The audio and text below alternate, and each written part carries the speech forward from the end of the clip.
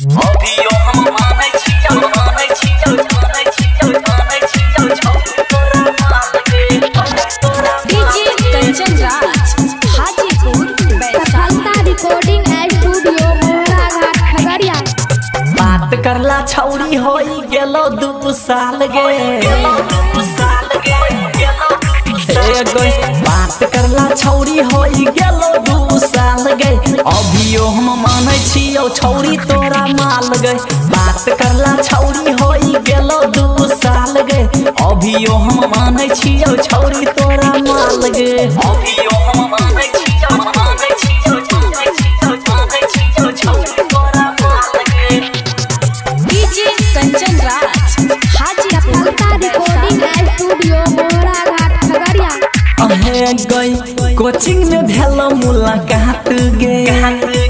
कहियो नहीं कैली छौरी बात गे कहियो नहीं कैली छौरी बात गे कोचिंग में भेलो मुलाकात गे कहियो नहीं कैली छौरी बात गे देखे खातिर छौरी हम छियौ बेहाल गे अहे गई देखे खातिर छौरी हम छियौ बेहाल गे अभियो हम मानै छियौ छौरी तोरा माल गे बात करला होई गेलै छौरी 2 साल गे अभियो हम मानै छियौ छौरी तोरा माल गे अभियो हम मानै छियौ छौरी तोरा माल गे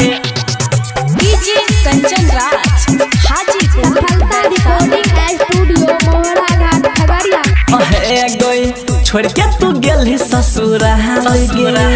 गे वही से भेल बुरा हाल गे छोड़ के तू गेली ससुराल गे वही से भेल बुरा हाल गे प्रेम चंदनी रहला के रिहिता तो काल गे अहे गई प्रेम चंदनी रहला के रिहिता तो काल गे पर मुद्दे हाथी अभी मामा छलो माल गे बात करला होई गेलै छौरी 2 साल गे अभियो हम मानै छियौ छौरी तोरा माल गे रिकॉर्डिंग